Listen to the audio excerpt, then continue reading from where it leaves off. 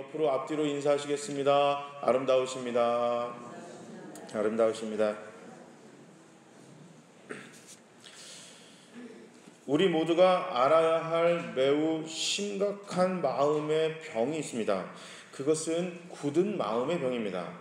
마음이 굳어 있다는 것은 어떤 것도 받아들일 마음의 준비가 되어 있지 않다, 이렇게 이야기합니다. 그게 다른 사람이 이야기하는 것을 받아들일 자세가 이게 아직 안 되어 있는 것을 굳은 마음, 이렇게 이야기합니다. 그래서 이것은 신앙생활할 때도 마찬가지입니다. 하나님께서 아무리 좋은 것을 주시더라도 받아들이지 않습니다. 말씀이 아무리 좋아도요, 이건 마음에 받지는 못하는 겁니다. 맞는 얘기인 건 압니다. 아, 저거 맞는 얘기지. 그런데 아멘은 하지 못하는 거예요. 아멘은 뭐냐면, 네, 그렇게 하겠습니다. 그 말씀을 그대로 따르겠습니다. 지금 하시는 말씀을 내가 순종함으로 나의 삶에 그대로 이뤄내겠습니다. 이루어질 것입니다. 이것이 바로 아멘인데, 좋은 말인 건 알겠는데 아멘은 하지 않는 것입니다. 반대로 마음이 부드러운 사람들이 있어요. 이 사람들은 하나님과 관계가 참 좋습니다. 그런데요, 이게 그렇다 보니까 어떻게 생각하냐면 하나님이 편애하시는 것 같아요. 어떤 사람들은 좀 좋아하고 하나님은 어떤 사람들은 좀 덜 좋아하고, 이렇게 생각되는 것 같습니다. 관계는 항상 거울에 비친다, 이렇게 심리학적으로 표현하는데, 이게 무슨 얘기냐면 누군가의 관계는 거울이에요. 거울이 뭐죠? 내가 웃으면 거울은 웃는 모습을 비춰주고요, 내가 찡그리면 거울은 찡그린 모습을 보여줍니다. 다 그렇지는 않지만 대부분의 경우 관계는 이 거울적인 모습, 그러니까 비춰지는 모습으로 다가옵니다.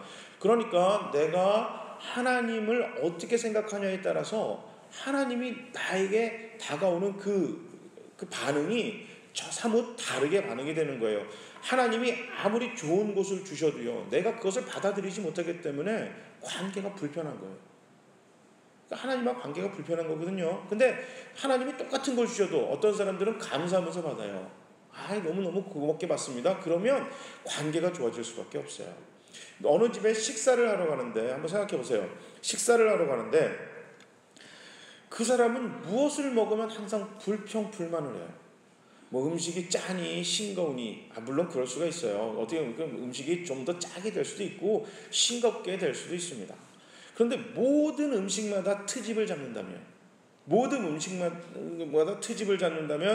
여러분들 그분들하고 식사하는 게 좋겠어요? 이거 밥 먹는 거 별로 좋지 않을 거예요. 불편할 겁니다. 이게 심지어 그 사람이랑 외식을 하러 나가면 여기 식당은 조미료를 많이 넣니? 뭐 했니? 이런 얘기를 하면 굉장히 불편할 거예요. 그리고 내가 좋아하는 집을 이제 그분을 초청해가지고, 이 집은 내가 진짜 맛있게 먹는 집이야 하고 찾아갔는데, 맛있게 안 먹고 거기서 내가 아는 집이 더 맛있어 이런 식으로 얘기를 하면 굉장히 그 사람하고 밥 먹는 거 불편할 거예요. 심지어 그 사람을 우리 집으로 초청해서 우리 저녁 함께 합시다 하면 얼마나 신경 쓰일까요? 먹는 내내 이 사람이 음식 갖고 트집 잡는다면 엄청 힘들 겁니다. 그 옷 입는 것 갖고 트집 잡는 사람이 있고요. 또 텔레비전 나오면 이런 분들 있으시죠. 드라마나 이런 거 볼 때 그거에 좀 집중했으면 좋겠는데 고쳤다고 상대방이 얼굴 고친 거 가지고 엄청 그 트집 잡으시는 분들이 있어요. 별글이 변했네, 했네. 이게 지금 드라마에 집중해야 되는데, 여러분 그 얼굴 이게 고치고 성형한 것 때문에 이 드라마에 집중 못하는 경우들이 있어요. 꼭 키를 끄집어내는 사람들이 있거든요. 그런 사람들하고 있으면 굉장히 불편합니다. 굉장히 불편해요. 이게 잘못된 거 알아요. 이게 잘된 것보다요, 잘못된 게 더 잘 발견되고 더 잘 봅니다. 이상하거든요. 하여튼 트집을 잡기가 좋은데, 입만 열면 누군가의 트집과 잘못된 것만 이야기하는 사람들이 있어요. 얼마 전에 텔레비전에서 쇼프로를 봤는데, 모여서 누구 이야기를 하는 거예요. 뒷담화라고 하죠. 여기 없는 사람 욕을 하는 거예요. 막 욕할 땐 좋았는데 이 사람이 화장실을 가려고 하니까 못 가겠는 거예요. 내가 화장실을 가면 어떻게 돼요? 나 없을 때 자기 얘기할까 봐 자기 없을 때 자기 얘기할까 화장실 못 가고 우리 다 같이 화장실 가자 막 이러는 겁니다. 여러분 그 관계가 좋겠어요? 불편하죠. 하여튼 다른 사람들하고 입만 벌리면 다른 사람의 트집을 얘기한다. 그땐 재밌죠.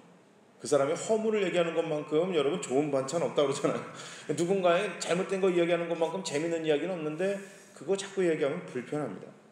근데 반대로 여러분 장점을 잘 이야기하는 사람들이 있다. 다른 사람의 장점을 이야기하는 사람들, 여러분 그 사람도 어떨까요? 그런 사람들하고 있으면 참 좋아요. 지금까지 나랑 있던 사람이 이렇게 얘기하는 사람들이 있을 수 있어요. 너는 다 나쁜데 이게 제일 나빠. 이렇게 얘기하는 사람들이 있어요. 무슨 은사인 것 같아요. 그러니까 하나님으로부터 무슨 은사인지 다른 사람들의 트집만 이야기하는 사람이 있는데 반대로 이 사람은 장점을 발견해요. 그럼 그런 사람들하고 있으면 참 좋을 겁니다. 함께하는 시간이 너무너무 좋죠. 그래서 내가 그 사람하고 있는 게 좋으니까 조금이라도 더 그 사람하고 시간을 보내고 싶어 합니다. 너는 왜 누구만 더 좋아해? 좋아하게 하는 게 아니라 내가 뭔가 잘못돼서 그 사람만 더 좋아하는 게 아니라 좋아할 수밖에 없게끔 그렇게 하는 겁니다. 하나님도 마찬가지로 아무리 하나님이 우리에게 잘해줘도 감사하지 못하고 그 사랑이 외면되어지는 사람은 하나님과의 관계가 자연스럽게 멀어지게 됩니다. 껄끄러운 사이가 되죠. 그러나 마음이 부드러운 사람은 사랑이 외면되지 않고 축복이 하나님을 향한 깊은 예배로 이어집니다. 그래서 당연히 하나님과의 관계가 좋아집니다. 마치 편애하시는 것처럼 보입니다. 그러나 하나님이 편애하시는 것이 아니라 내가 하나님을 편식하듯 상대하는 것입니다. 우리는 누구나 마음의 부드러움과 굳어진 부분을 가지고 있습니다. 전적으로 다 마음이 부드럽고 완전히 다 굳고 이런 사람이 아니라 어느 누군가도 다 이 양쪽의 마음을 갖고 있습니다. 오늘 본문의 이스라엘도 마찬가지였습니다. 호세아는 이스라엘 백성에게 전적으로 새로운 마음이 필요하다 이렇게 이야기합니다. 그들의 마음은 회복불능일 정도로 상했으며 병이 들었습니다. 그래서 호세아는 이렇게 이야기합니다. 너희의 마음을 굳은 것을 갈아엎으라. 묵은 땅을 기경하라는 얘기는 뭐냐면 포크레인 같은 그런 강력한 것을 집어넣어서 너의 딱딱해져 있는 땅을 뒤집어 엎어 그 안에 있는 부드러운 마음과 섞여 씨앗이 떨어져 좋은 열매를 맺을 수 있는 뿌리가 잘 내릴 수 있는 그런 땅으로 만들어라. 즉 그런 마음으로 너희는 바꾸라 이렇게 이야기합니다. 하나님께 무반응하고 사람들에게 관심이 없는 돌과 같은 마음을 부드럽고 반응이 있고 관심 어린 마음으로 바꾸라. 오늘 호세아는 이렇게 이야기하고 있습니다. 이것은 약간의 움직임이 아니라 완전한 새로운 변화를 이야기하는 것입니다. 예수님은 요한복음 3장에 니고데모를 만나십니다. 그리고 니고데모는 이렇게 예수에게 질문합니다. 어떻게 하면 하나님과의 좋은 관계를 맺습니까? 이 질문에 예수님은 이렇게 대답하십니다. 완전히 새롭게 태어나야 한다. 적당한 변화가 아니라 완전한 변화를 필요하다. 이렇게 얘기합니다. 습관적으로 안 돼, 노 잘하시는 분들이 있어요. 그죠? 거절할 때마다 그럴 때마다 상대방의 마음뿐만이 아니라 나의 마음에 굳은 층이 생겨요. 그럼 부정적인 얘기를 할 때는요, 그것이 다른 사람에게 좋지 않은 영향만 미치는 것이 아니라 바로 자신에게 가장 좋지 않은 영향을 미칩니다. 그래서 그 굳은 층이 강철과 같은 마음으로 도배가 됩니다. 사람이 마음이 굳어지면 여러분 특히 두 가지 반응이 나타나는데 첫 번째는 하나님으로부터 멀어져요. 당연하겠죠? 하나님의 말씀이 마음에 안 드는 거예요. 하나님 말씀이 마음에 안 드니까 예배가 마음에 안 듭니다. 예배가 마음에 안 드니까 내 삶의 기도는 없어집니다. 찬양도 안 되고요. 전도요, 이건 전혀 나랑 상관없는 이야기예요. 헌금 내라는 얘기만 하면 또 돈 얘기한다 이렇게 이야기합니다. 무조건 싫다고만 합니다. 마음에 안 내키기 때문입니다. 이미 내 마음에 굳은 층들이 너무 쌓여져 있어서 마음이 움직이지 않습니다. 그리고 그러다 보니까 그런 상태에 있는 사람들과 자연스럽게 친해지게 됩니다. 왜냐하면 여러분, 사람은요 같은 상태에 있는, 그러니까 나랑 비슷한 성향이 있는 사람들하고 있을 때 마음이 편해요. 이게 나랑 좀 다르면요 불편합니다. 이게 마음이 불편해져요. 그러니까 뭔가 성향이 다른데 가면 틀리지 않았는데 이게 불안하게 만들거든요. 그래서 교회에서 내가 부정적인 사람들, 이게 뭔가 하나님을 계속 비꼬고 이게 불평불만하는 사람들끼리 자연스럽게 뭉치게 됩니다. 그래 모여서 뭐하냐? 하나님을 비꼬아요. 하나님을 비꼬입니다. 근데 나는 하나님 욕한 적 없는데요. 그 정도는 아닙니다. 이렇게 얘기할지 모르겠는데요. 여러분, 하나님과 관계 좋은 사람들, 이게 우스운 꼴로 이야기하는 사람들도 있고요. 교회 열심히 하는 사람들, 그거에 대해서 부정적으로 이야기하는 경우도 있고요. 교회에서 여러분 전도하라, 다른 사람들 사랑하세요, 용서하세요, 우리 뭐 좋은 곳에 쓸 수 있도록 구제헌금합시다, 뭐 이런 얘기 나올 때 굉장히 불평불만합니다. 이게 바로 하나님 비꼬는 겁니다. 하나님 비꼬는 거예요. 됐어요, 그만하세요. 이만하면 됐지, 그런 거 하지 말고 그딴 거 하지 말고 내 은행 잔고 좀 늘려주세요. 하나님, 이거 우리한테 자꾸 우아한 거 하지 말고요, 나 좀 복 주세요. 나 좀 잘 되게 해주세요. 나만 잘 되면 되지. 완전히 그거예요. 지금 같이 욕은 하고 있지만 여러분, 내가 잘 되면 이 사람을 언제라도 버릴 수 있는 그런 상태인 거예요.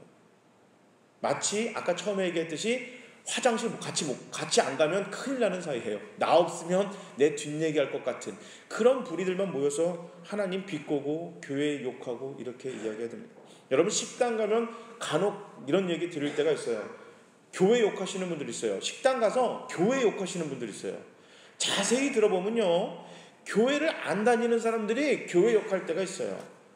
그럴 때는 마음이 아파요.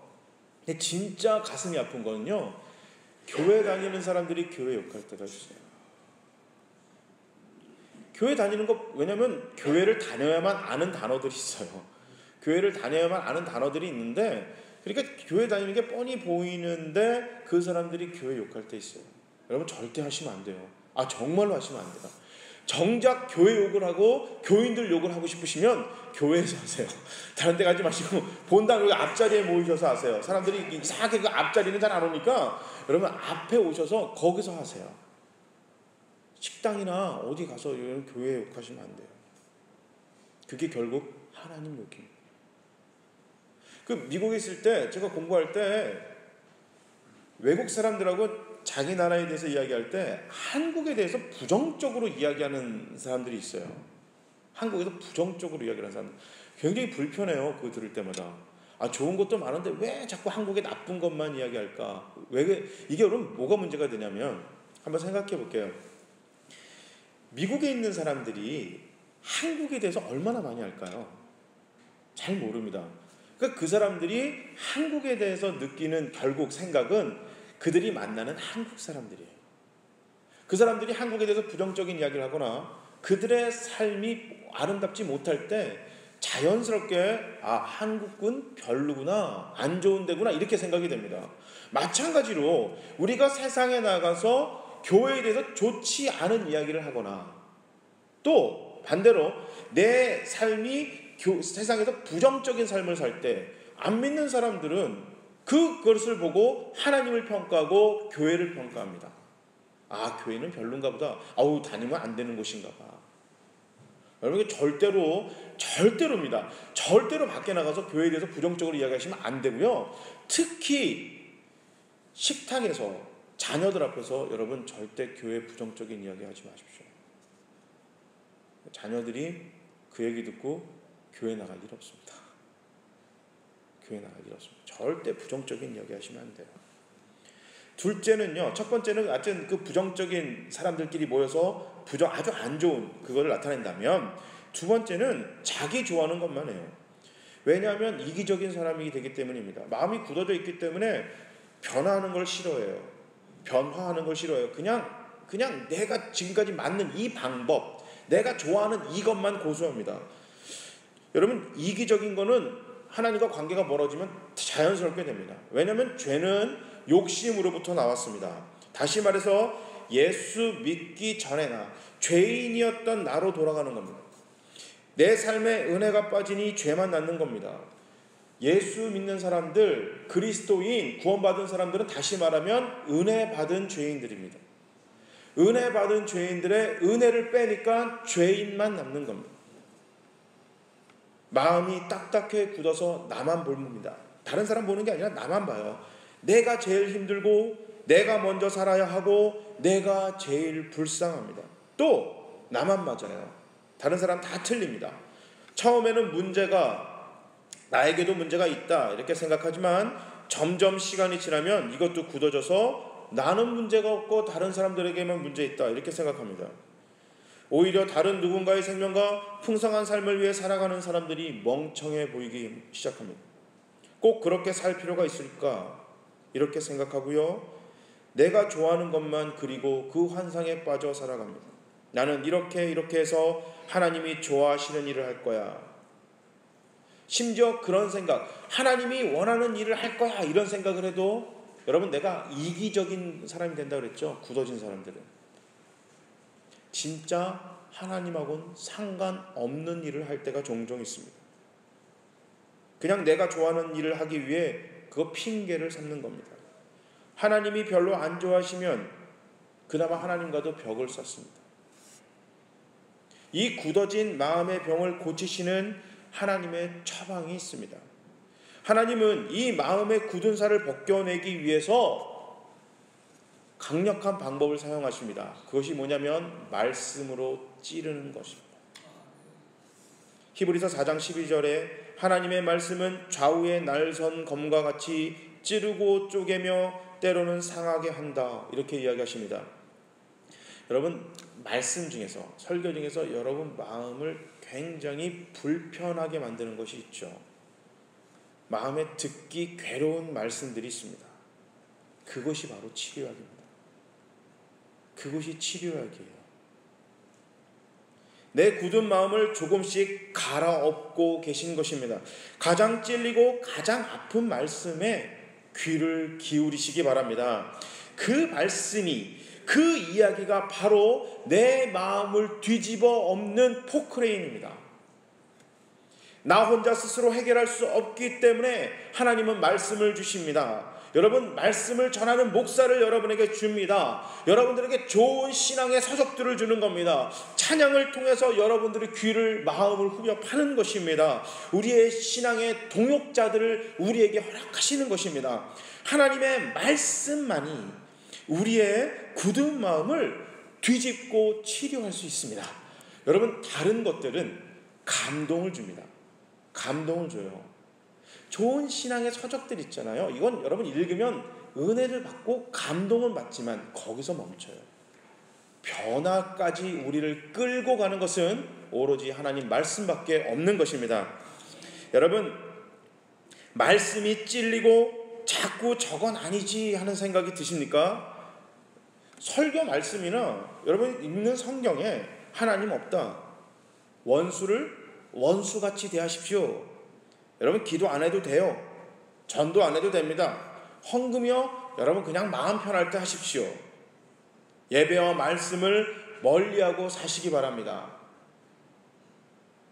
다른 누군가의 생명이 아니라 먼저 내가 잘 돼야 다른 사람 도울 수 있겠죠. 여러분 먼저 복 받으십시오. 다른 사람 어떻게 되든 여러분 먼저 복 받으십시오.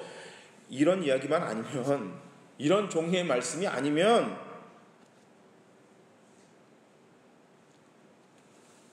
설교 말씀이나 여러분들 그 성경을 풀어낸 글들은 다 맞는 이야기입니다.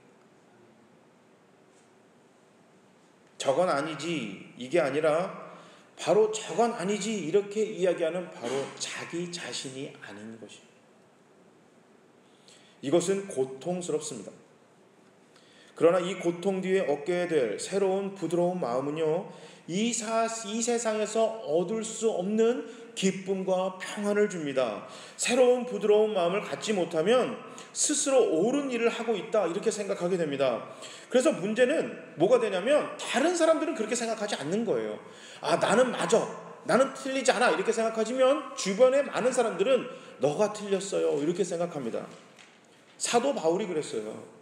사도 바울은 예수님을 다메섹 도상에서 만나기 전에, 예수를 만나기 전에는 하나님이 좋아하시는 일을 한다 생각했고요, 하나님을 위해서 일을 한다 그렇게 생각해서 그는 열심히 살았습니다. 이게 옳다 믿었어요. 그러나 누가 틀리다 그랬죠?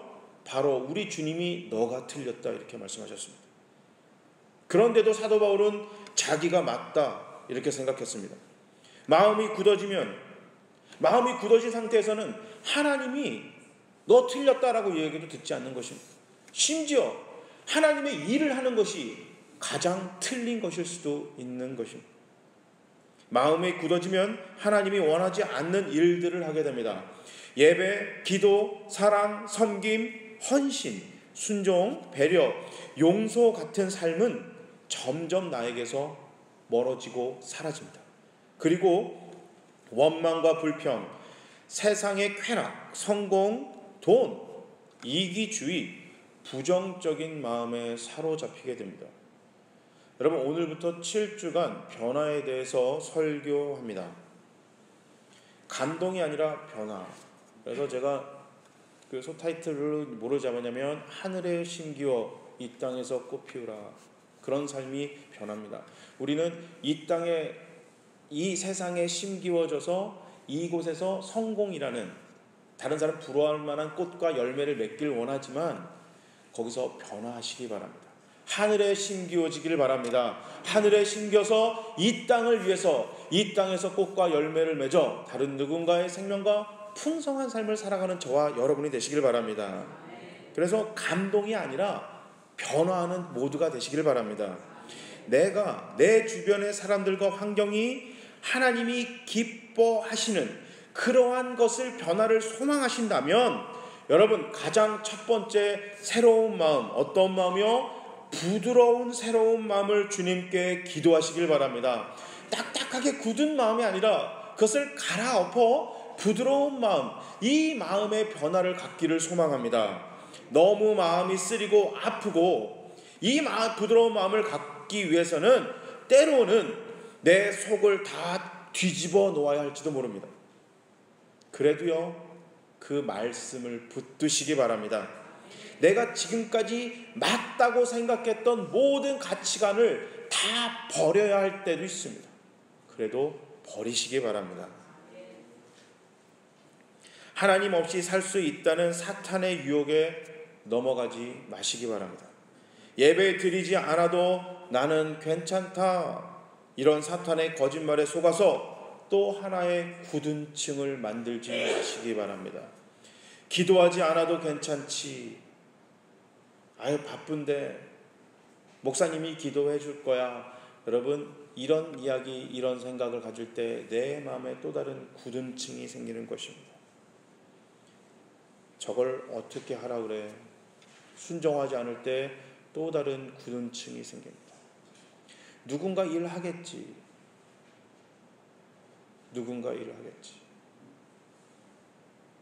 여러분, 우리가 이렇게 앉아서 편하게 예배드릴 수 있는 것은 누군가의 노력과 헌신이 있는 것입니다. 잊지 마세요. 누군가가 예배 시간에 여러분들보다 예배에 조금 덜 집중할 수밖에 없는 헌신이 있기 때문에 우리는 집중하면서 예배를 드릴 수 있는 겁니다. 이 말은 뭐냐면, 교회에서 헌신을 하지 않을 때는 여러분, 내 삶에, 내 신앙에 딱딱한 굳은 층을 만들어내는 것입니다. 하나님 말씀 배우지 않아도 지금까지 알고 있는 신앙만 가지고도 충분히 살 수 있을 것이다. 성경 공부하는데 잘 안 나오세요. 오시는 분들만 오셔도 있는데, 여러분, 하나님 말씀 안 배우면 내 마음에 아주 딱딱한 굳은 층을 한 겁니다. 하나님, 요즘 이제 제가 자주 얘기하지만 요즘 그 잘못된 종교는요, 예전처럼 성령이 이렇게 신비적인 일로, 신비적인 사건으로 교회를 공격하는 것이 아니라 말씀을 가지고 교회를 공격하고 믿는 사람들을 공격합니다. 하나님 말씀 배우는 것을 즐겨 하시기 바랍니다. 헌신하지 않아도, 배려하지 않아도, 사랑하지 않아도 괜찮겠지. 또 다른 딱딱한 굳은 층이 생깁니다. 전도하지 않아도 괜찮을 거야. 내 입술에서 거룩한 말만 쏟아내고 내 삶은 그 말에 쫓아가지 못하는 삶을 살아갈 때, 그럴 때 또 다른 내 마음에 딱딱한 굳은 층이 생기는 것입니다. 서로를 위로하면서 우아한 말을 쏟아내지만 그러나 실제로 그들을 배려하고 사랑하고 용서하지 않는 삶은 사탄이 거짓으로 만들어낸 환상에 빠져 어마어마한 굳은 벽으로 나를 하나님과 주님의 공동체로부터 격리시키는 것입니다. 속지 마시길 바랍니다. 변화를 두려워하지 마시기 바랍니다. 굳어있는 마음을 뒤집으시는 성령의 두드림에 응답하시기 바랍니다. 부드러운 새 마음 갖기를 소망한다면 움직이지 못할 만큼 굳어있는 듯 보여도 밖에서 안에서 성령님이 하나씩 부수고 계십니다. 여러분, 우리 안에 계신 성령님이 딱딱한 굳은 층을 하나씩 부수고 계십니다. 하늘에 계신 성령님이 우리 마음 안에 내려오셔서 딱딱한 굳은 층을 하나씩 부수고 계십니다. 누구든 성령이 아니고서는 예수를 주라 시인할 수 없다 말씀하셨습니다. 내가 예수를 주님이라고 믿는다면 내 안에 성령님이 계십니다. 그리고 성령을 구하는 사람은 누구나 우리 주님께서 성령을 우리에게 보내주신다고 약속하셨습니다. 그렇다면요, 내가 예수를 믿고 있다면 내 안에 성령님이 계시는 것이고, 그 성령님이 내가 성령님을 의지할 때 내 딱딱한 마음을 안에서 부수는 것입니다. 우리가 성령을 달라고 성령에 위해서 충만한 은혜를 놓고 기도할 때 예수님께서 성령님을 주신다 약속하셨으니 우리가 성령 충만을 위해서 기도할 때 외부에서 성령님이 오셔서 내 딱딱한 마음을 부수는 것입니다. 그러니까 여러분, 새로운 마음, 변화를 갖기를 원하신다면, 그 마음을 붙드시기 원하신다면 말씀과 기도에 단단히 붙드시길 바랍니다. 그럴 때 안과 밖에서 성령님이 우리의 굳은 마음을 뒤집어 엎으실 것입니다. 굳은 마음을 부수고 새로운 부드러운 마음의 변화를 체험하시기 바랍니다. 하나님, 앞으로 나의 삶이 딱딱하게 굳어있는 것이 아니라 부드러운 마음, 어떤 말씀이 떨어져도 아멘 하면서 씹어먹을 수 있는 저와 여러분이 되시길 바랍니다. 그래서 정말 교회를 오래 다녀서 내가 그냥 갖고 있는 선입관과 편견에만, 거기에만 사로잡힌 우리가 되는 것이 아니라 하나님 말씀에 사로잡혀, 하나님 성령에 취하여, 기도에 사로잡혀, 하나님 정말 언제나 부드러운 마음을 가져 하나님 말씀이 떨어져 100배, 60배, 30배 열매를 맺어 다른 누군가의 생명과 풍성한 삶을 위해서 그렇게 살아가는 우리 모두가 되시기를 바랍니다. 하나님 은혜의 강가에 심기워지고 말씀에 심기워져 저 하늘에 심기워 이 땅에서 꽃피는 삶을 살아가는 저와 여러분이 되시기를 주님의 이름으로 축복합니다.